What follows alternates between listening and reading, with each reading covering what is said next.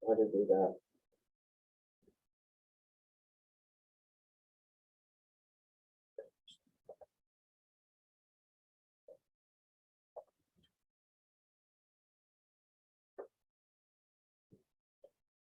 Okay. No. My bad. I was just saying, you know, Chris, my are they own- all down? I think it might be. Yeah, I am. That's 60. I might be on this. Am I there twice? No, it's three. I can't see. So that looks good.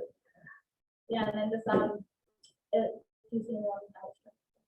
Okay, so I'll keep an eye on that. And you can scan yourself, so like wherever they were doing that, I guess you can tell. That looks good. Very important. All right, hitting in progress. All right. There we go. What's Why that? do I always? I mean, that's why I'm over here. Oh my God.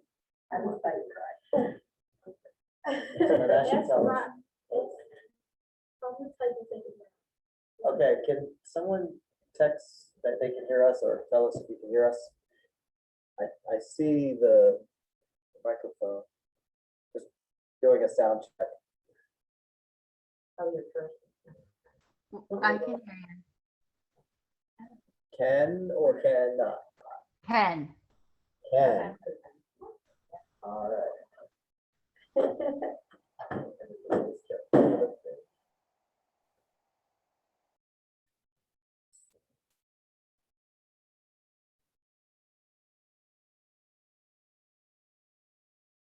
All right. So here today to talk about VA loans. We're not going to go like really into every nitty gritty detail, but we're going to give you like at least an overview of what you should look out for, how to best help clients that have the eligibility for a VA loan. I have an agent here by the name of Jessica Denon, and I also have a lender by the name of Paul Dooley. Thank you. And Jess and Paul do a lot of VA transactions like myself, and they're here also to share some information for you guys that would be very helpful. Okay. So first off, the basics with the VA. We all know by now, we should know that the loan does not require the eligible recipient to put any money down towards the loan. So that's very beneficial, and it's something that can be used for people to get homes with literally very minimum cost. The case in point is also you are, as a buyer, responsible for your closing costs. In this market, not a lot of people are giving closing cost assistance. So that's something you definitely want to let your client know that that's something they're going to be responsible for. It's called buyer's closing costs, not just closing costs. There are seller's closing costs, but that's something else. The other concept is with a VA loan, it's usually comparable to the interest rates of an FHA loan. So it's competitive. And the other part is there's no PMI. So with FHA, usually you have to wait till you're paying about 20% of the loan, or conventional. VA, no PMI.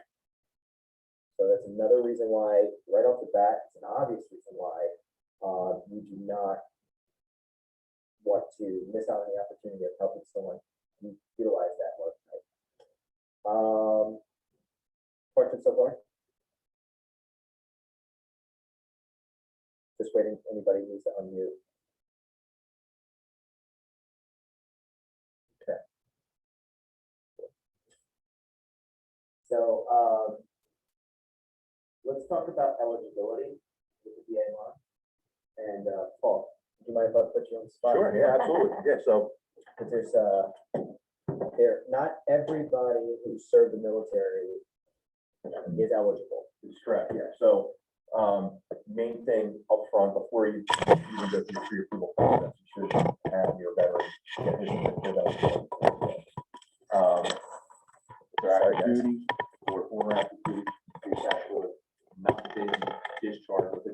honorable for anything like that, the bad conscience discharge, as long as they have served 180 days active duty. If they're reserved or National Guard, they generally want to see either the 6 serviceable years in the reserve or National Guard, or they've been activated under Title 10 orders, which means federal orders, not state orders. National Guard, they fall under the state guidelines of 90 days active duty. If they need help getting the certificate of eligibility, they just go to e-benefits, the VA website, and they can pull that on their own or speak to a lender. We can pull that from the lender portal. If the VA doesn't have their documentation, then it can take 2 to 3 business days to have it and look everything over. They upload their DD 214 or their discharge documentation to get that. So just to highlight on that part, the DD 214 is what they need. It tells them basically how they left the military, the discharge papers. Correct, yeah, it'll show your character of service, and how long you served, the component you served in. A lot of times, if there is a DD 214, sometimes it's from their boot camp. If they're a reservist, they'll go through their active duty training, which does not count towards the creditable service for eligibility. So you do have to make sure that you have the correct, I'm sorry. That's fine. And make sure that we do have the correct DD 214. A lot of times they just go through the basic training active duty and they won't fulfill their service contract. So they think they're eligible. They'll go through the whole pre-approval process, get a pre-approval letter, but the letter didn't do the due diligence and pull their certificate of eligibility. So definitely something to look out for there. Yes. Any questions on that? Okay. What's that? Oh, it's just highlighted on that. That's, yeah. I can ask anybody to, yeah. Everybody, yeah, like I should be asking Rich or to, no, it's unmute. Okay, I see what you're saying. Oh. It's like if I want you to speak up. Thank you for that. All right, so that's just basically on the eligibility part of it.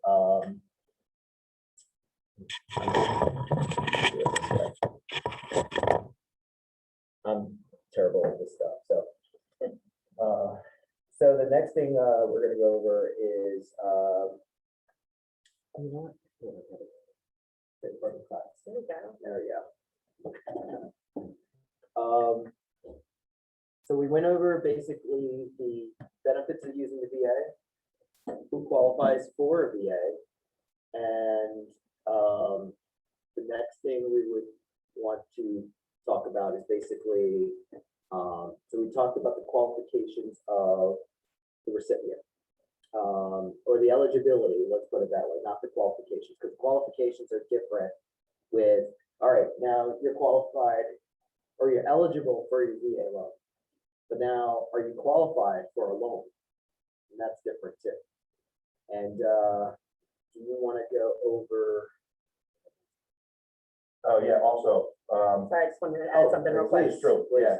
So surviving spouses, they are eligible if they are unmarried, and they have not remarried, and their spouse died of in service or by a service-connected disability. You do? Yes. And you can look at all, if you go to va.gov, you can look at all the information there. Okay. All right, there we go. We got another. You want to come up with this? I apologize. And can you just give me that brief rundown again, just about, so I know we have some new people coming on. We were just talking about who's eligible for the VA loan. And then once you're eligible for the VA loan, are you eligible for a loan? And then you said there before I was like moving around and stuff, what was the points? So for the surviving spouse, I just want to touch on Oh, that. the survivor Yeah, spouse, yes. surviving spouse, the spouse of a veteran who died in service or from a service-connected disability. If they are not remarried, then they can fill out It's the VA form 1817, and they'll be able to transfer that eligibility to themselves and get a certificate of eligibility. Perfect. And then as far as loan is concerned, Yes, debt to income ratios, and we're talking about credit scores. Sure. We're talking about medical bills and student loans, things of that nature. so, Touch on that. I hit the credit score one. sure, go ahead. There's no credit score requirement. Your lender might have a lender overlay. Yes, so that's, yeah, the VA does not itself set any credit score minimum. The lenders, they'll have their overlay, they'll set their appetite for risk. So there's a lot of lenders out there that will go down to, I'm a broker and I work with a few wholesale lenders that go down below 500. So that is an availability. As far as that, the income ratio, that's another thing that is set by the lender.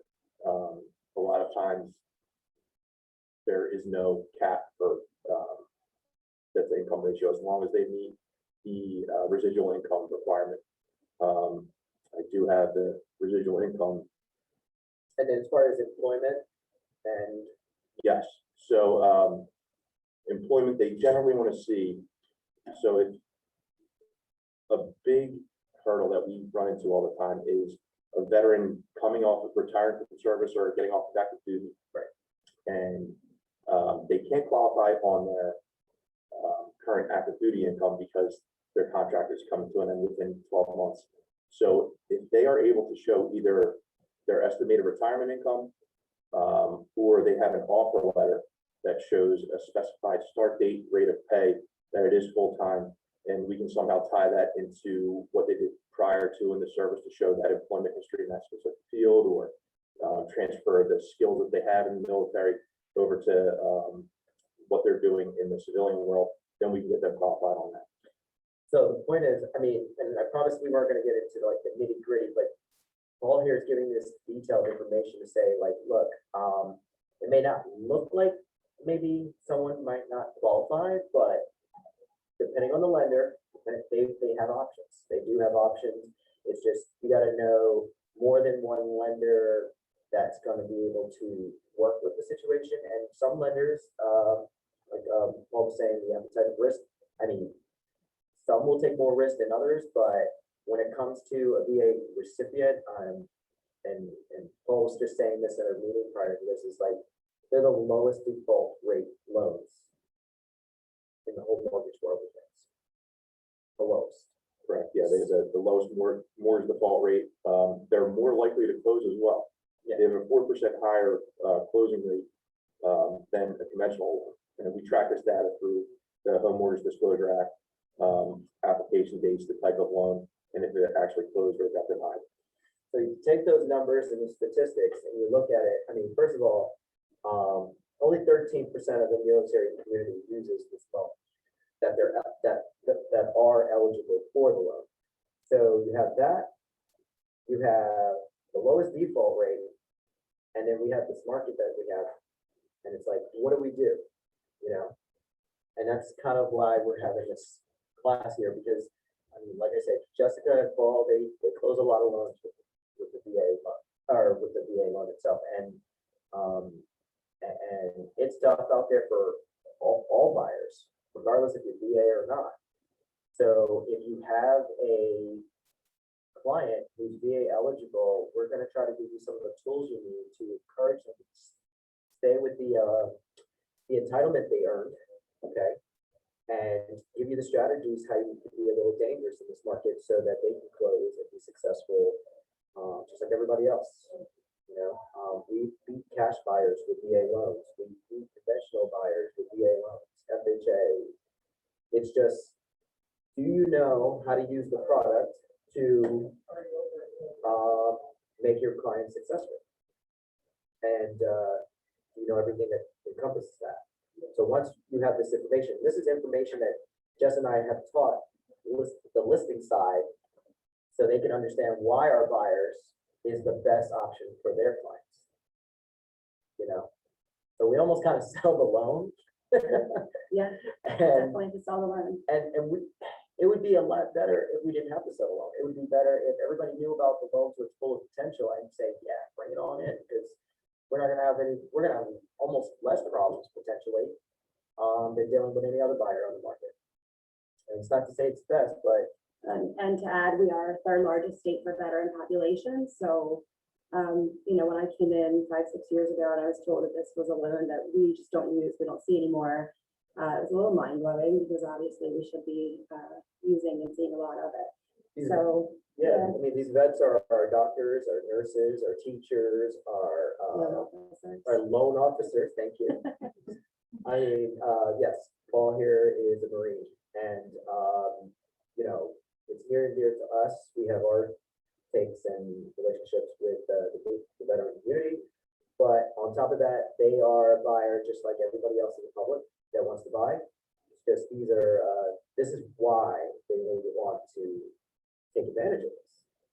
Because after all these loans are conventional loans. It's how they're insured that makes them a different loan type. So the conventional, that's one thing. FHA, you have the Federal Housing Authority, and then you have the VA that's insuring the VA loan. The USDA is also the federal government. So you have those options, and just because they are insured, right, or backed by these federal governments, doesn't mean they're subordinate to other ways of purchasing a home. Okay. So we talked about, just recapping with everybody that joined us, we talked about who's eligible for the VA, when they're eligible, are they eligible for a loan, the benefits of a VA loan, and we talked about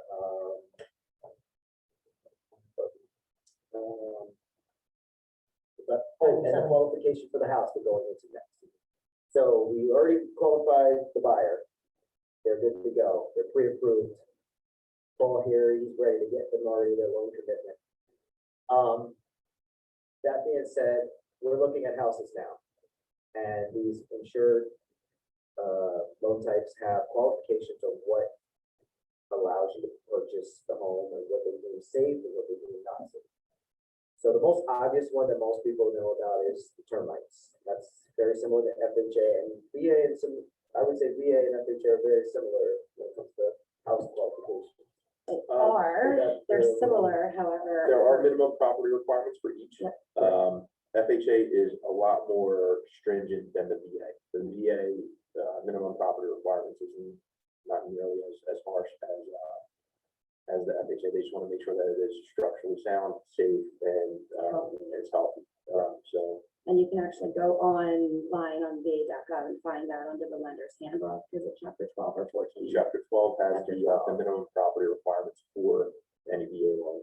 I'll be able to get that in the condensed list and send it out to you guys. That would be great. It's a really good resource if you have a question about something. Yep. Or sometimes you text for that.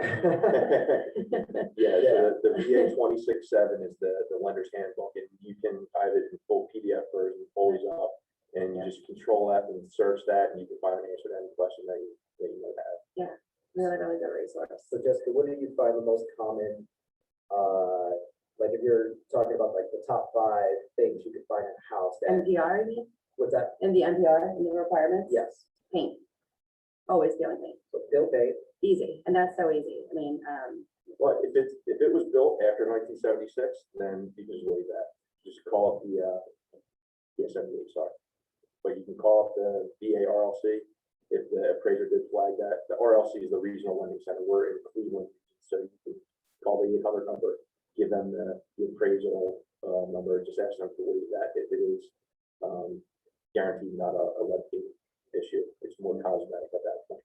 so basically, if there's not an immediate threat or unsafe condition of the home, you can actually communicate with the lender, correct? Correct. And then basically, they can furnish waivers for it to get done at a later time if it actually has to get done. And, depending on the scenario, I mean, there was times where there's a scenario you could hold money in escrow for the sellers, but that's if the seller's going to really get involved with that, or if you're buying a house like you would in this market, you're just looking to get that house qualified and get taken care of at another time, that's the way to go. So paint's number one, Railings on, steps over over, 3 steps, Three. over two, two? yeah. Okay, so 2 steps or more, you need railings, GFCI outlets around, bathrooms, kitchens. just everybody's UNO, basically. Yeah, What else? simple. And I Broken mean, these are glass? No, like not even. window? Broken glass, That's more cosmetic. every now and then, yeah, I think we might have had it on one on a shed. No, it was, By the one that we basement. did we Yeah. painted the floor, I painted the Basement. garage floor, the basement floor. I painted myself into the room and then couldn't get out of it. That was really fun. Oh, wow. Basement window, I mean, we popped it out, drove it over to a glass place and had it the next day and popped it back in. Yeah, So that was- simple. So that don't was- stand in your own way, right? If you're seeing conditions here, in this market, we're kind of telling the seller, like, we're prepared to take care of it. And we haven't had anything monumental. No, Never. neither. Never had it till a deal. What happened with it? I know, right? I mean, It's not wood. there hasn't been one deal that got Um, canceled because the house was, My most difficult, I'd say in the past, probably 3 or 4 years Worst was case scenario. and this was, it wasn't even hard. This was the toughest, was a 100-and-some-year-old home in Ivy Land and had this really old shed that they wanted a structural circular. And the only reason that was difficult was because try getting an engineer out here in less than 3 weeks. Yeah. So again, not that it was actually difficult, and if that's the worst that we're dealing with, I'll take that, all day long. so, termites. So no, but there's a couple things I want to touch on termites. So number one, it's probably known, it's a myth that, the vet cannot pay for the termite inspection. Well, that's not the case. Right, so they can pay for it and, check with your lender and everything, but the case point is that's a myth. So the The rule caveat, is- the rule to that is, if, as long as the lender, so there's what's called the VA unallowable fees rule. So if the lender is charging more than 1% in origination fees, which if they are, let me go elsewhere. Yeah, At that point, the VA puts a cap on that, and any fee on top of that is considered an unallowable fee. The pest inspection falls under that list of unallowable fees. So as long as the lender is not charging 1% in origination fees, then it doesn't matter who pays for the pest inspection. So that being said, with the pest inspection, that's what, the only real inspection that needs to be done with the VA, would you say? Unless water, there's well water. well water. And septic. Yeah, and Yeah. usually a septic is only required if the appraiser raises a concern in the appraisal report. Mhm. So, And the well water requirements are, they're basically looking that it's, no bacteria. Yeah. And no hard metal, like lead. and usually your municipality is already gonna be in the way, making, minimum requirements for that on their end, and it's something that you'd be getting done anyway, or, looking at. So that's pretty simple, we just. But it's mostly about common safety. Like, is the house habitable? I mean, why is there buying, and like you said, Jessica, I mean, it's the local municipalities that's gonna cover you, the UNO is gonna cover you. There's a lot of things that's gonna get in the way of selling a house before the loan itself is going to do it. Yeah, and usually already addressing these things if they're in place, so. So typically the Not hard. obstacle again is the lack of knowledge of, oh, That is the obstacle, yes, is the misunderstanding, and, some of these were born from a place or time where there was some truth behind it, but it is constantly evolving and certainly improving with every bulletin you guys get, there's a new role that's better and easier, and, what we accomplish a couple things when we go to that listing agent and we try to, comfort them and answer any questions or concerns, is we are advocating for our veterans, our buyer or borrower. But now you're also helping that listing agent be more informed, and then you're helping yourself on the next one that you have. So whether it's this agent or another, more recently, we wowed some people that are willing to write up testimonials for us, and that's going to help us to the next person that we go to and say, believe us, it's actually a great product and, really, really easy to get through. So you're not just helping that one client of yours, but your future clients, yourself, and these other agents. We do have a duty to ourselves professionally to remain, like this, you guys are learning, right? To keep yourself current and informed. And unfortunately, what we're seeing is These are people that have been in the business for a while and they're looking at, what was true in 1998 or 2002, or, it's not current. And it's hard to kind of tell that person that maybe they don't know everything and do that in a nice way, right? Is to not make an enemy as you're trying to make a friend. You got to get that information out there and really help level the playing field for the people that, most importantly, this is the only loan product that you truly earned. So we want to see it used.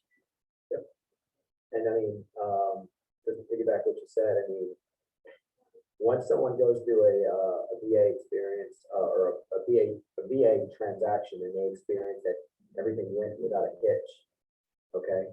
Yeah. They're gonna wanna go out there and, because that's more business out there. I mean, what is it? 1 out of 5 buyers is VA? Something to that ratio? That's 20% of the business you're missing because you're afraid to touch it, or you refer it out, Yeah. or you just rather tell your sellers, well, yeah, I don't know about that, or I had this one bad experience. We've all had bad experiences with every way of purchasing a home. Mhm.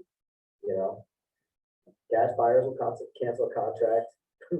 Every loan type can cancel a contract one way or another. There's lots of ways of getting out of contract. Case in point is though, the misunderstanding should not be the reason why you don't conduct business with a loan type. So moving on, we're gonna go a little bit into our approaches with potentially getting people into deals, bidding wars and scenarios is probably gonna be the most interesting thing we cover.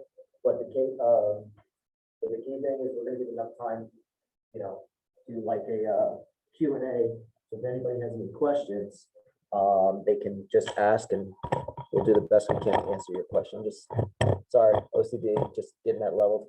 Kind of leveled. That way. There we go. Perfect. All right. I'm ready to make you guys sick with the camera too much. Should have saw it earlier. It was a little problem. Yeah, I was the worst camera guy. Okay, so getting into a multiple offer scenario, okay? The best way to start this. So you have a bidding war with multiple offers, everything is gonna be highest and best, your terms, what do you do? My initial approach is basically do what I do with every other client, is basically ask them what their comfort level is, how high they want to go, what capital do they have to work with. But the beauty in this scenario compared to the other scenarios is more than likely my clients that don't have to put any money towards the lender's requirements for the loan is going to have more money, not only just for their closing costs, but they're also going to have more money for any other things that come up, which is a concern for most sellers in this market, such as appraisal gaps, repairs, and anything else that might be traditionally needed fixed on the home or whatever. So that all gets covered in the buyer's consultation. We should have this conversation when we're putting this offer in. So that right there is a preparation piece right there. Once that's the case, multiple offers is usually going to go over asking. And then when you do that, you're going to have to cover the fact that there's this appraiser out there. Now, I don't know about you guys, but I like to tell people all the time, there's no such thing as a VA appraiser. There is a appraiser. Yes, and there's not a VA inspection. Everyone asks if it passed the VA inspection. The 2 qualifications for appraisal is marketability and habitability, okay? They're trying to find out if it's a value and if the human can live in it. That's it. It's that simple. And it's by their criteria that's given to them by the VA. So that being said, we just went over what qualifies a house. And pretty much we were talking about cosmetics that we find the little odds and ends. I mean, if the house should be condemned, nobody should be buying it, right? And, or at least, I mean, they can fix it up or whatever, but that's not what we're trying to do. We're trying to get into a home that's on the market. It's usually the kind that, evaporates in a day. So that house that has probably minimal wrong with it, the appraiser's gonna go, see if there's any chip paint, broken windows, termites, whatever. And then if everything is the case, fine. they're gonna look at the comps, just like every other type of appraisal loan there is, or appraised contingent loan there is, and give value. And they're not gonna say, oh, well, because this is a VA loan, we should be valued at less. Right. Math is math. Math is math, the comps are the comps. Yep. You can't change it, it's, everybody uses the same MLS, you know? And, now mind you, we all have our stories about an appraiser that came from Mars, and now they're in our area, and they don't know the comps, but they still are licensed to do the job. Okay, and they have their checks and balances like we do as agents, so just, that's a very big common misconception, is the fact that there's a VA appraiser. There's appraisers licensed to do appraisals for different loan types, but they have to follow those criteria. And some of the, just to touch on some of the benefits and the strengths of the VA loan, so, or the VA appraisal. So, when you order an appraisal, the VA has timeliness requirements as well. So they're guaranteed back within a certain amount of time. They can't price gouge, the VA sets the price of the appraisal for each MSA in the metropolitan area. One of the big strengths of the VA loan is the Tidewater initiative. So there's two different routes of fighting a value appraisal comes in low. The first one is being the Tidewater. So if the appraiser cannot find sufficient comps to support the value of the sales price of the contract, they will let all parties know and that they're invoking Tidewater. That gives everybody 48 hours to provide the best comps possible to send to them to support that value. So this is before the value sticks. Correct, Right. yeah, This so is there's like no the value appraiser goes established. there, they Yep. check everything out, they think it's low, then they go back, and then Tidewater initiative starts. Mhm. And then what he said about the, both the buyer agent and the listing agent has the ability now to look at comps to help the appraiser out, something we do ahead of the appraisal at the time anyway, please. So after they resubmit the comps and a value is established, if we do not agree with that, if there's adjustments on the comp grid that we think are unreasonable, if we think there's information or comps that are better served for this specific subject property, then we have the ability to go to the VA itself and do what's called a reconsideration of value. Which they don't want. The Correct. appraisers do not want a consideration of value. And So at that point, that's a great point. But so when we submit the reconsideration of value, at that point, the VA itself has the ability to adjust the appraised value by up to 15% itself without having to do a reappraisal or anything like that. I also want to drive the point home that it's not an FHA appraisal. It does not stick with the property. Yes, yep. It sticks to the specific veteran on the same property. So if it's that veteran trying to purchase that house another 12 weeks down the line, that value still will stick. But if a different veteran comes in there, it's a whole new appraisal process. It's not like FHA where if the low appraisal gets done, then it's in the FHA system and it sticks to that property. I So was today's years old when I learned that. Oh, yeah, Yes. Yep. I, and also there's no flip rule for VA. that's why we have these classes. Yeah, right. Another Another big role. there's no flip rule for VA Mhm. either. So let's say an investor just bought the property last month and within, a 90-day time frame, they make the renovations and they want to put it back on the market. VA loan is totally go. Whereas So in other words- FHA is a no-go, So you could, so Yeah, a what's vet can buy a FHA? house Are we quicker 6 than a months? FHA. 90 days. 90 days, 90 Yeah, days. 90 days, yep. So someone flips a house, they can sell it immediately to cash conventional and VA. Yep. Not FHA, but it's a 90-day ceasing rule. Yeah. But going back to what he was saying about the reconsideration for the appraiser. So Paul would not order the appraisal to an appraisal company and then they go out there and schedule. Paul has to communicate with the VA themselves in a portal or online. Then the VA has a roster of appraisers that they randomly pick, whoever's in line next, and then they go out, schedule, and then they're under those constrictions of time to get it back. And then report back to the VA, then Paul pulls it from the portal. So it's really like, he doesn't have like he as a lender does not have like that kind of control like you would see in other loan types, but it's, even more reason why when they go out there, they want to appraise the house as good as they possibly can. Because in that reconsideration of value, you can actually get another appraiser out there, double check it. And as long as the buyer doesn't pay for it, right? Correct. As long as the buyer doesn't pay for it, another appraiser can go and check out the house and see if we can get value from that. They don't, that's also why. Because I mean, if they messed up, and everybody knows they messed up, if there was no reconsideration or no change of value, another appraiser can submit that as potential good appraisal. So, so that's appraisals. Everybody good with that so far? Cool. So approaching an offer once again. You can use all these things that we just mentioned to literally create a great offer for the seller and educate the listing agent. And I mean, you don't want to go with the approach of like, Justin was like, you don't want to make an enemy, you want to make a friend, Yeah. and you want to have it makes you have a different take from that listing agent. Like, he knows her stuff, he knows his stuff, and you're just coming with knowledge to help. Hey, this is what we can do, and this is why we can do it.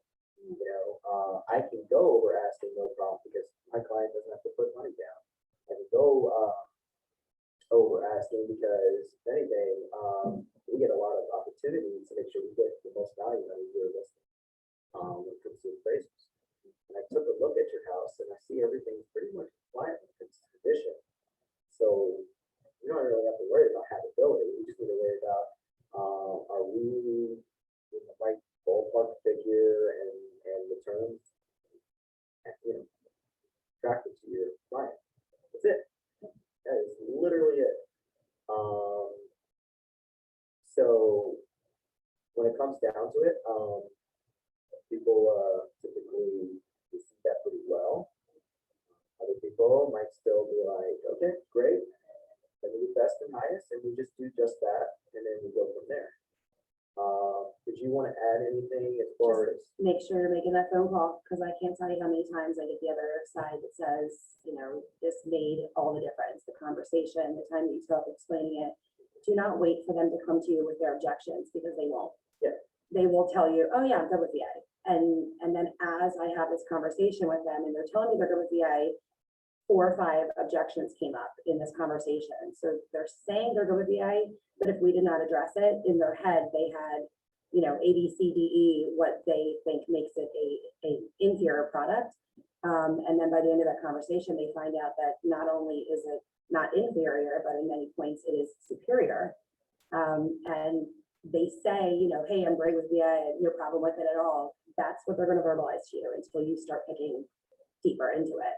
They might not even know that they feel maybe a certain way about it, or they just don't want to share it with you up front. And you have to dig in. You have to have that conversation. Start sharing these talking points, like the appraisal not sticking, like FHA does, or your 2 options to fight the value. Even with the NPR, I tell them, hey, I'm super comfortable with it. I've gone through the house. I see X, Y, and Z. We're ready to do it. But then I also share with them that more recently, hey, there was this property that I closed in 4 months ago that had 8 NPR fails, and the appraiser only saw 1. And then the NPR just to Minimum property requirements. Yeah. Yes, sorry. no problem. Yeah, but if you can just show them that you know what you're talking about, and kind of make them a little more comfortable, that I've had many listing agents say that was Made the all the difference. difference, made all the difference. Paul and I have one here, what was it, 2 weeks ago, it was on a Monday, he was under contract. We had it inspected 2 hours later, he had conditional approval the next day, we had a good appraisal back by Friday, right, 5 days. It just, you have to show them. Sounds like a 30-day or less closing. 2 weeks, it was done last week, Yeah. we go Wednesday, 2 but weeks yeah, we closed. could have done it in less than 2 weeks. Isn't that crazy? Yep. 2 weeks. On a VA, when people say, oh, they're taking longer, it's not gonna do this, and actually this. Takes longer to get hard money. Yeah, Yep, and the agent had said like, oh yeah, we'll see if this happens on time. I think we gave him like a 29-day close originally on the Should've made it contract. Yeah. Yeah, and she's like, oh yeah, we'll see. It probably won't happen on time, but, and then there we are, right? Like 2 weeks in, they're like, yeah, we're ready. Are you? They were still waiting on, something with municipal requirements. We're done. We're just sitting here ready to go. So it is an awesome product. It has come a long way. I won't discredit that there were some things years, decades even ago that, that put these myths out there.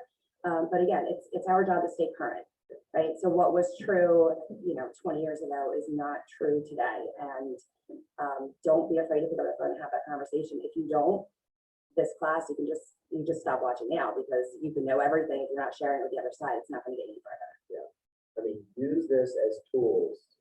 I mean, because, there are people that have been doing this for 20 years.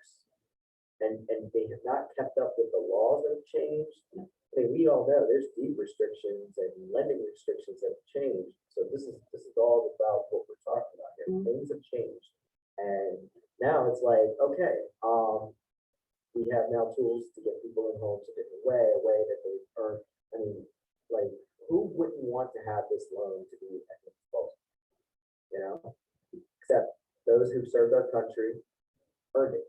And it's great. Surviving spouses either, Exactly, which is, done their sacrifice as well. And a lot of veterans don't know that you can have more than one PA loan at a time. Yes, I was just gonna, yep, They think that just because they want to keep their current primary that they lived in for years and they want to turn that into a rental and purchase another new primary residence, they didn't use up all their eligibility, guaranteed. So you can calculate remaining eligibility and still qualify for a good amount for a zero down payment. and what happens when you're buying beyond your eligibility? With the down So we're payment? talking about entitlement, So, like the entitlement pool. correct, yeah, so when you have your certificate of eligibility, there is basic entitlement. It says $36,000 on the COE, but that's an antiquated number. Especially with the county loan limits that have creeped up. That's what your bonus entitlement calculation is based on, is the county loan limit that you're purchasing the property. Little caveat to that, there's no more, if you have full entitlement, there's no loan limit for VA loans. You can go up to $4 million home with a 0% down. So that's available that's out there. That changed back in 2019 with the Navy Blue Water Act. They completely removed any sort of loan limits for the VA. Back in the day, for a VA jumbo, you had to put down a certain amount over the county loan limit. Nowadays, if you have full entitlement, it's got one. So there, I guess there was like an entitlement pool of money, and now there's not. I mean, basically, it's unlimited, right? Correct. Yep. So, and you're saying basically, and I'm learning too here, I'm always trying to learn, and this is why we have these classes. So you said you can have 2 VA loans active under the primary's name at any given time. You have to buy a house, live in it for 12 months. Now, you're seasoned in the home, and let's say you have to move, you have to go somewhere.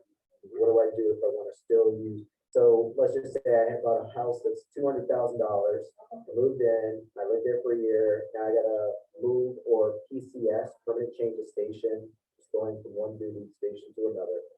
And I want to buy when I want to go over there because I want to live in space. I call Paul and do what? So basically, we pull your certificate of eligibility. Okay. That will show what entitlement was charged to your first purchase. So you should, then wherever you're going to purchase again, so the VA guarantees up to 0.25% of the loan.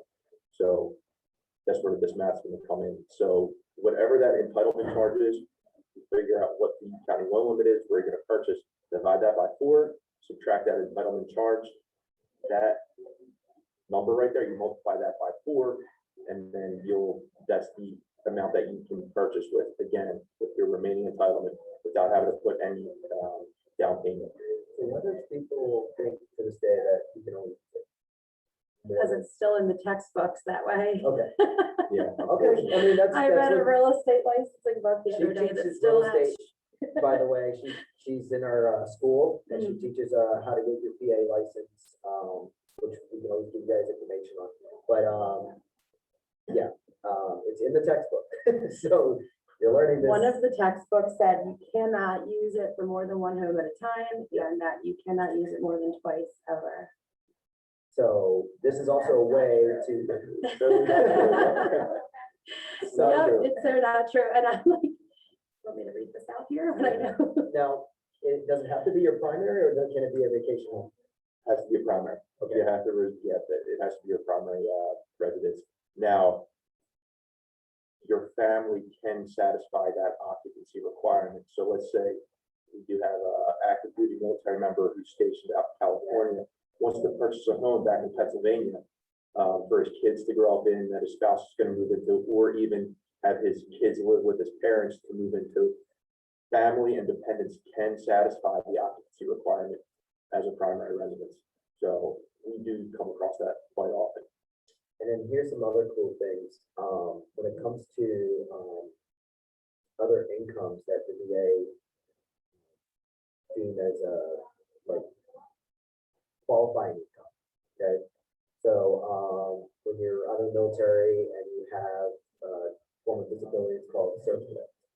And you get it in percentages, and depending on the percentages, you get a certain amount of benefits. It could be money, and it could be, health benefits, it could be a lot of other things.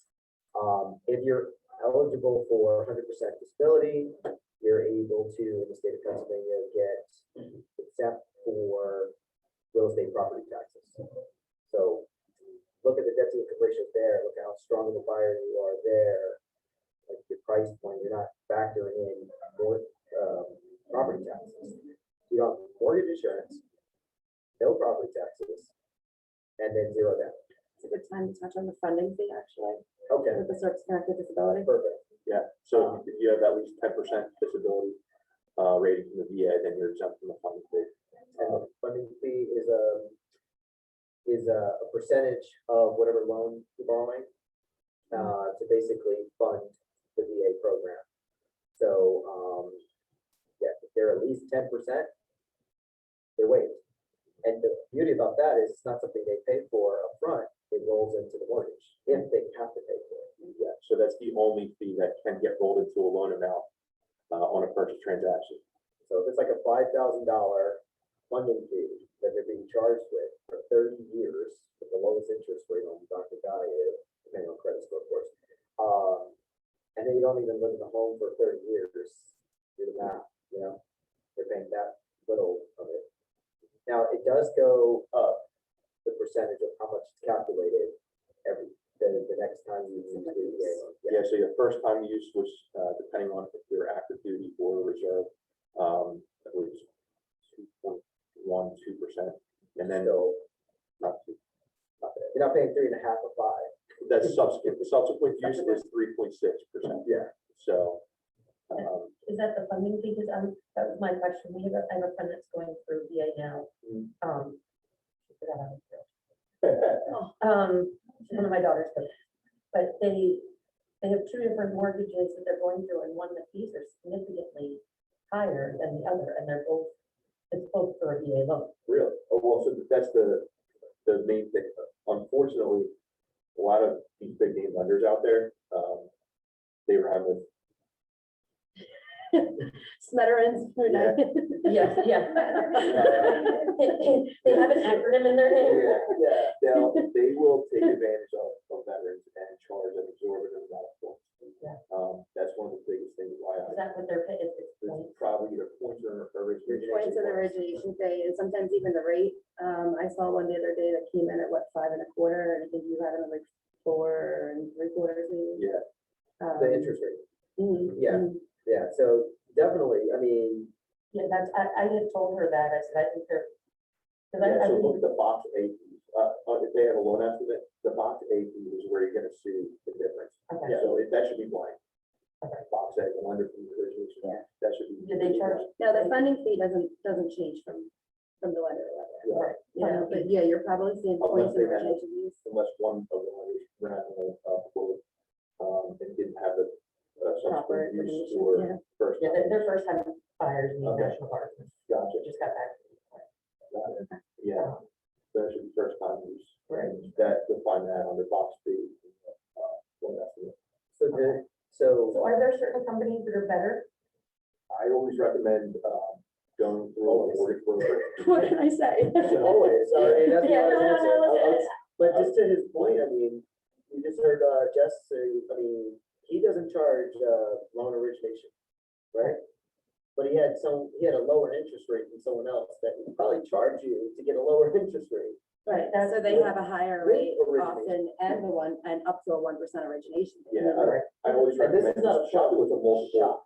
multiple different lenders. Always try with one broker because with brokers, I shop with about 15 different wholesale lenders. Okay. So I do a lot of shopping for the client, Okay. making sure that they're, getting the. Is that one credit pull and then? One credit pull, yeah, for a wholesale lender. But with, the Fair Credit Reporting Act, multiple mortgage inquiries within a 45-day window, we treat it as one. Yeah. Right, yeah, I knew that, but So, I know that that's something that they were nervous about, and they're not married, so he can only be on. correct. Well, so now we're Well. going down the route of, there's something called joint loan. So if they're not married, it'll be a vet, non-vet joint loan. It does have to get prior approval through the VA, and it does trigger, down payment. So the VA will only cover the veteran half of the loan. Whereas the down payment portion from the non-veteran, non-spouse will cover their guaranteed loan. Yeah, can a house be titled in both their names, or just the loan in one, Correct, yep, and without doing the whatever, non-veteran, veteran? correct, yeah. So they That's the can best way. both be on title, yeah. That was what I was In gonna ask. the state of Pennsylvania, you know? They're in New Jersey.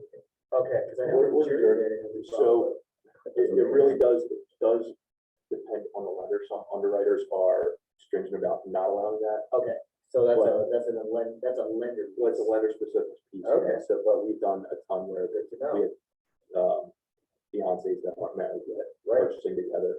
Mhm. They're both on the title, but only the veterans on the loan. I've even had a situation where they're married, but the spouse is considered a co-borrowing non-borrower. It's like they are on the loan, which allows them to be on the deed, but doesn't allow them to be responsible for the loan. They're on the note, not the, something else. Yeah, I was Non-borrowing spouse probably. probably. So in certain states where, marital states. Yeah, we can't do that in PA, right? Because It's they're, Jersey, it's Jersey, yeah. Okay, all right, yeah, Sorry, So, yeah, New Jersey, my that Jersey. you'll see, Catholic. yeah, so they will We do list, have on the Jersey. closing disclosure, they'll show Yeah. the non-borrowing spouse has to Yes, acknowledge that. so, for you Like that. hybrids out there and I'll have to Jersey figure so out. yeah, yes. they, those, Even if you are. That's so because PA sees spouses as one unit, so you can't separate the two. right, and don't quote me on the exact number, but back to the, exemption of real estate tax. In the state of Pennsylvania, I believe it's either $90,000 or $95,000 they're allowed to make up to, and then they're still 100% exempt from real estate taxes. In New Jersey, it's unlimited. You can make $1 million a year, and if you're 100% disabled, military, then you're exempt. And there is a period of time, I believe, 5 years in Pennsylvania, you have to go, And they'll reassess it. yeah, they reassess your eligibility for that, and the local VA takes care of that, gives you a form, and then you get submitted to the county office, county tax office, and then that gets all taken care of. But again, that really opens up the spread of what you're eligible for, how they can enjoy the property, and limits the restrictions, you know? From your, how many veterans have you seen though that have actually scored the 90% or the 95% in this state? Or they only? 100%? A lot. I deal with Yeah. A lot. We know a lot of people fighting for it, so that's what, Yeah. on the other end of That's- Well, I it. mean, it That's could a- take, that's it a could whole take years to other- get, It's but appealing. like 5% for this and 3%. Well, I think Yeah. 10, isn't 10 the minimum? When they say 10 or It more, isn't it that the goes, well, it start? goes up by increments of 10%. Yeah, Yeah. so you're either not or you're 10, right? No, so you can be rated at 0%, but still get a compensation for that. So actually, I think go back to even if you're at 0%, but you are getting disability compensation, then you are exempt. Because in the VA handbook, the actual verbiage is, if you're getting service-connected compensation, Gotcha, gotcha. So you were saying nine, I was thinking 90 points. He was saying No, for, Okay, now I got it. for income, there's Okay. income limit. There's an income tab on lending Okay, property. I was saying that people getting rated at 90%, Yeah. disabled is like, It Yeah. varies from state to state. I mean, a lot of states do have no cap. I don't know why Pennsylvania puts a number on it. Yeah, Delaware, you don't even get an exemption. Wow. well, they don't What is have that? that. Yeah. Why not Pennsylvania license does in a lot of Delaware? work. It's only 50% pensions. Oh, really? They have property taxes that they're low. Right, yeah, that's how they're making up for their, no sales tax in Delaware, by not allowing disabled, yeah, right? It's crazy. So, I think, but the alcohol is cheap, so. there you go. You win some. Might work out over the long term. Yeah. So, we'll leave it open. I mean, unless if there's any quick highlighting points we want to make, we'll leave it open for questions. If anybody has any other specifics or things you're going through right now, you want to run by us. Give them that. What about veterans who buy a house and then rent it, like, As long as they're living if in they're one unit. primary residence, but like, can they take that income into? No, so that's considered border income at that point. But if it's a multi-unit property, so let's say you do custom purchasing, absolutely, like, the VA house hack, I just had a client purchase a $1.5 million car, so, and basically, live in one, and the rest of the, mortgage is paid for by the other 3 units. And that's considered income. Correct, yeah, So, so you can qualify with future rental income on other units of a multi-unit dwelling. does that does that require, a different type of appraisal, like a rent appraisal? So. That's 4 then- units, right? So it'll be a 10, so the VA will get the 1025, Form 1025, multi-unit appraisal on that schedule. So they do that. Okay, so anytime, so when we order that through the VA portal, we'll dictate what type of property it is, if it's a condo, it will be condo specific, another thing that we touch on right there. Yep. So, so condos, single family residence or multi-unit, the VA will catch that and send that along when they replace that with it. Perfect. But yeah, it's a great question because there's a lot of veterans that might only have disability income, but if they're buying a multi-unit property, then that can raise their population by $200,000. Yeah, I get like 1 out of 4 vets that I work with asked me already right off the gate, like, can we get a multi-family? And I'm like, yeah, but we're gonna be fighting a lot of investors, so, yeah, those cash buyers, I wish I did that for my first time. yeah, Buy a plot, sure. So another thing is, if you keep the property, so let's say you own your current home with a VA, right? If you refinance that into a conventional loan, that will restore your full eligibility. So if you gotta go to get $1 million home, but it's called a one-time restoration. You want to do that one time with the VA. Okay. So great question, and then it allowed us to do another segue into condos. You want to speak on that a little bit? Yeah, so just like FHA, condos need to be approved by the VA. You can actually go on the VA website and look at a list of Pennsylvania and narrow it down to county and zip code and find whether or not the condo association is on the approved list. If not, I can help get them approved. It takes about 2 to 3 weeks. Sometimes it's that depending on the Yeah. backlog there, but it's not impossible. It's just Yeah, by law. just because they're not already approved doesn't mean you gotta walk Yeah. from it. Yeah, I got 2 approved this year that were brand new. Just get a hold of the accountant, the lawyer, and then they'll have all the information that you need to see. Piece of paper. Yeah. You have a card, What's that? you have a card? I do, yeah. Yeah. So anybody on, the metaverse? I think wants they to ask left any questions? too. Jerice, any questions for you? You're the only one on there, you're the last. I'm gonna put my personal on here because I'm getting rid of my office line. Okay. Going once, going twice. All right. Thank you, everybody. What was your MLS in the room? I was a METOP observer, so I was doing meteorological readings for their support